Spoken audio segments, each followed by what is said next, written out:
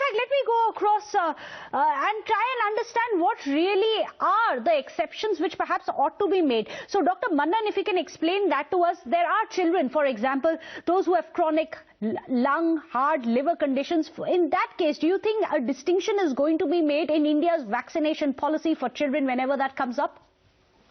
Thank you very much. So as Dr. Bagai sir has very clearly pointed out, this vaccination is important, it is required. Now, whenever we think of vaccinating any population, be it adult population or a pediatric population, for any particular disease, those who have an underlying disease, like you just said, a bronchial asthma or a lung disease or a heart disease, these people are anyways at a higher risk of getting this disease. So if you ask me as a pediatrician, I would say those who have an underlying morbidity, any underlying disease, they should be, given the vaccine first. We should pick them up first for the vaccination because they are at high risk of getting a severe disease. And then we can go on to the healthy population and then vaccinate them. Vaccinating everybody is something which I completely agree with, and I am completely on terms with, whatever Dr. Bagai has said.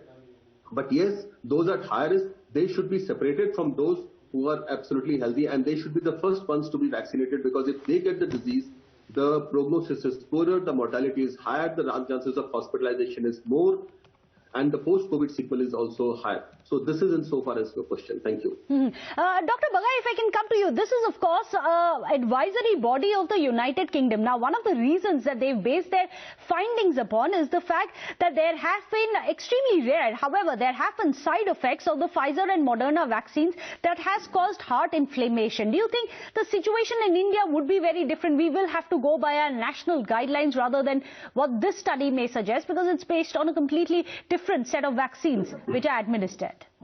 Megha, very directly to answer your question, I think the US authorities are being widely criticized amongst all the health experts, even from within UK. Not once million. They require the vaccines even more. So strictly speaking, there is no contraindication to this vaccine. They should be promoted and they should be widely publicized that it is safe. The cardiac effects are extremely, extremely rare. You should not worry too much about it.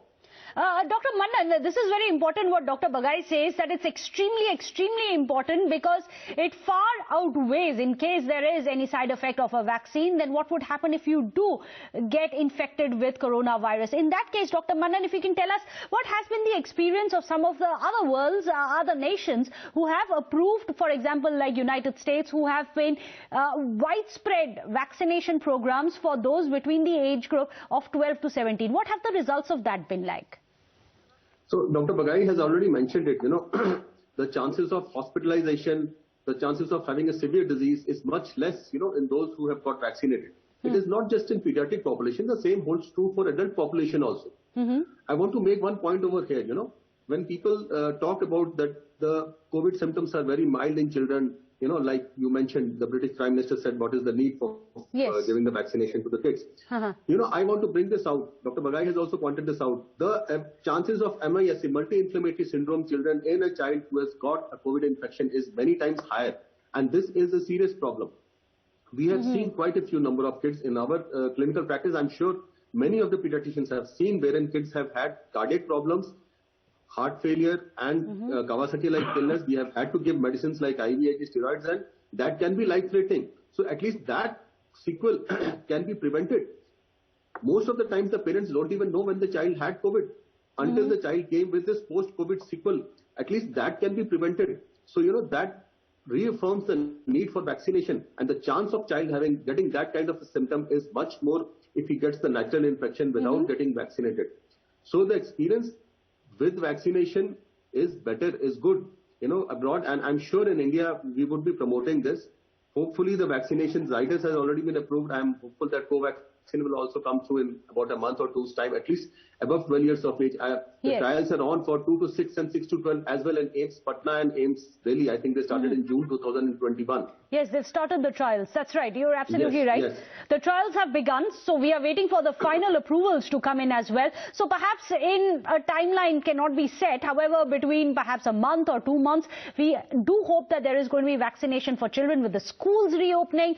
However, there are health experts who are saying that there is a third third wave also which may be looming. It's essential to get the children vaccinated. However, the parents will take a safer route, and we are waiting for India's guidelines to come in. That, remember, is a study by UK, and in India's case, it's going to be very, very different because it differs from one space to the other. We are going to wait for our own advisory bodies to tell us what really needs to be done from here onwards. Thank you so much, Dr. Bagai, as well as Dr. Manan, for putting all of this into perspective and explaining it to our viewers. A lot of anxious parents out there, aren't there?